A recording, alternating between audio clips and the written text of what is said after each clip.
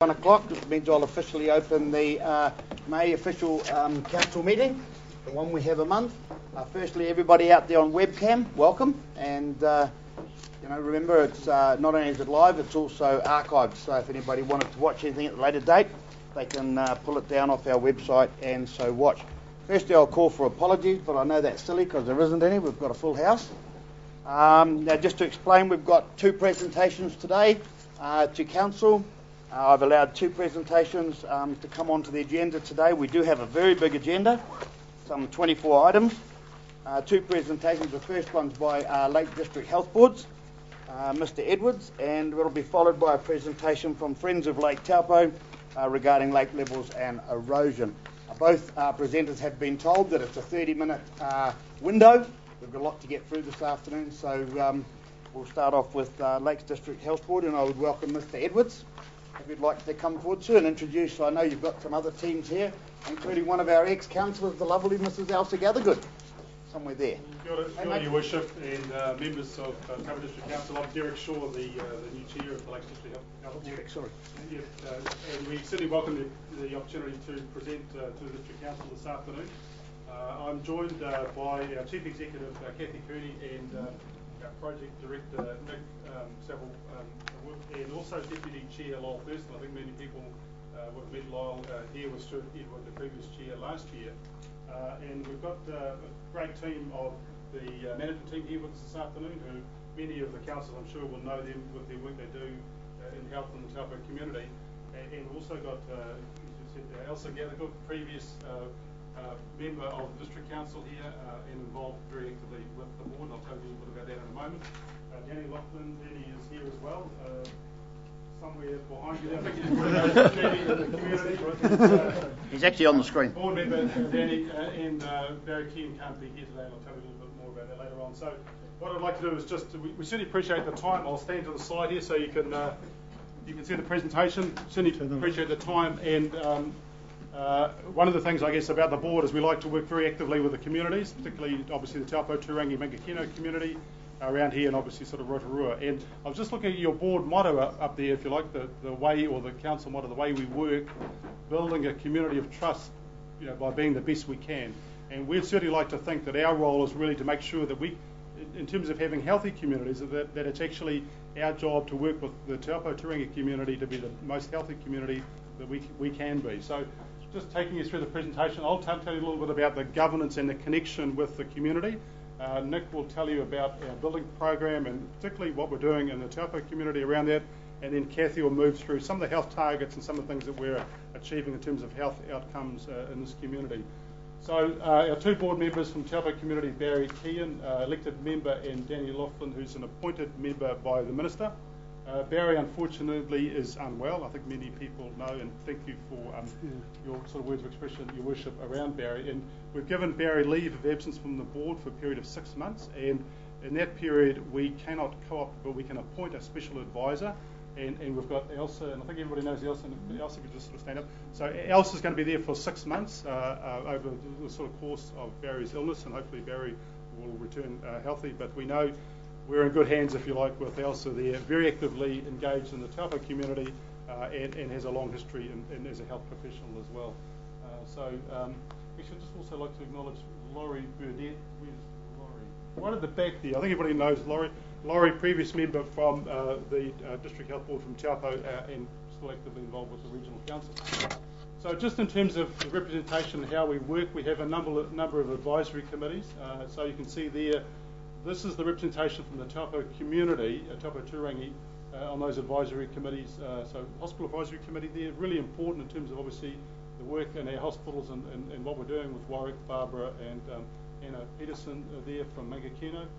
Disability Support, and Lyle Thurston chairs the Disability Support Committee and the Community Public Health Committees. And we meet in Taupo on a sort of reasonably regular basis. And on disability support, you can see Elsa Colin, and I think many people know Colin, particularly starring in the access map for the Taupo community, and Medi Apoto. And Colin more recent, but Elsa and Medi have been there for some time. And community and public health, Laurie from Turangi, as a health professional again coming forward, and Elsa with Edna there. So I guess just reflecting on the Taupo community, we certainly want to acknowledge the great work that the Taupo Hospital and Health Society have done over a long time in terms of fundraising and really being actively involved in supporting the work, particularly of the hospital. Very well connected, very supportive and very positive. And it's a great asset for this community to have, and it's a great asset for the board to work with as well. So again, Taupo District Community Health Forum, been there since I think 2003.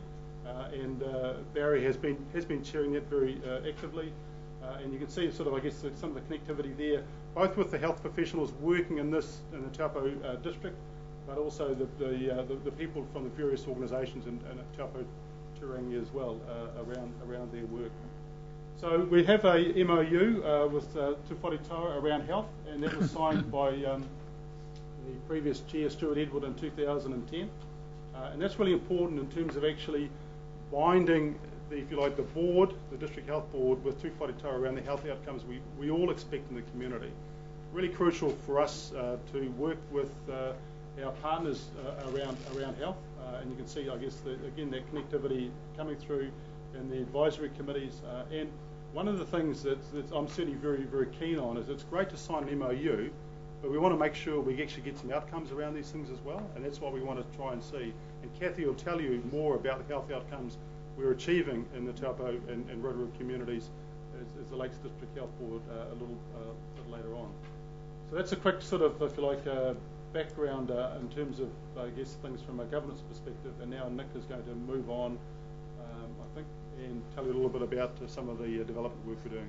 Thank you very much. Good afternoon, everybody. I'm Nick Summerwood. I'm the project director for the redevelopments both at Rotorua and Taupo.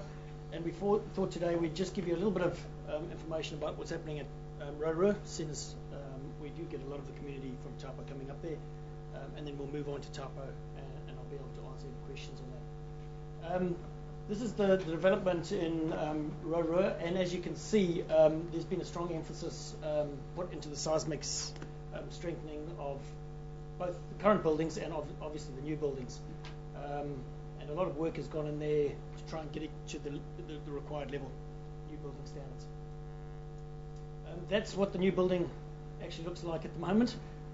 Not totally complete yet, but we're having our official opening on the 29th of July. And that's just sitting in the atrium within the new building. Gives you an idea of some of the space involved.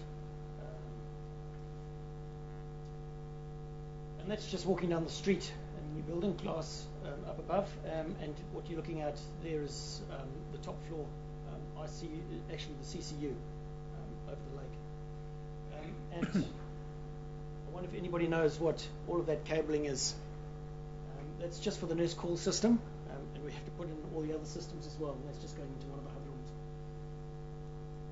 rooms. And that's an artist's depiction of what the main hospital new building will look like when it's complete. All right, just the official dates. The 29th of July is the opening. 27th of July onwards, we're going to be doing migration of all our clinical services into the new building, and that's quite a huge, well-planned exercise that we're doing now. December 2011, the Edward Guy will be demolished, and then we'll have our theatres up and running in 2012. And then we're going to complete our AT&R facility as well in 2012. Taupo currently is planned for 12-13, although we are trying the best that we can to try and pull that forward as much as possible. So some of the early design stages will be occurring now. That's a bit of a busy picture, but that is actually of Taupo Hospital. And what you're seeing there, that is the current ward, inpatient ward. And many of you will know ED is down on this side and the theatres are in there. And that's there's a couple of outpatient clinics and things in there. What we're going to do is we're going to be taking ED and radiology out of this area, and we're putting them into an expanded ED radiology area within this area. So radiology, we're looking at the ability to expand and have more modalities in it. And ED, we're moving from 6 bays up to 12 bays with increasing volume in there. And then also we've got a link into the inpatient area, because very often we get a lot of the support staff move between ED and that inpatient unit. And then there's been a lot of discussions and talk around the new maternity facility that we are building at the end there. And at the moment, Julie is working with a team of users together with LMCs to make sure that we get that design appropriately developed. Once those are complete, we will also go back into this area and redevelop the outpatient area to accommodate more visiting clinics and things like that. It just gives you the idea of the overall layout. And as we said before, there's a certain portion of the land that we are looking to sell in order to fund some of the capital development on the site. The overall development is costing 6.4 million, and we're looking to sell what is sufficient to fund approximately 1.5 million.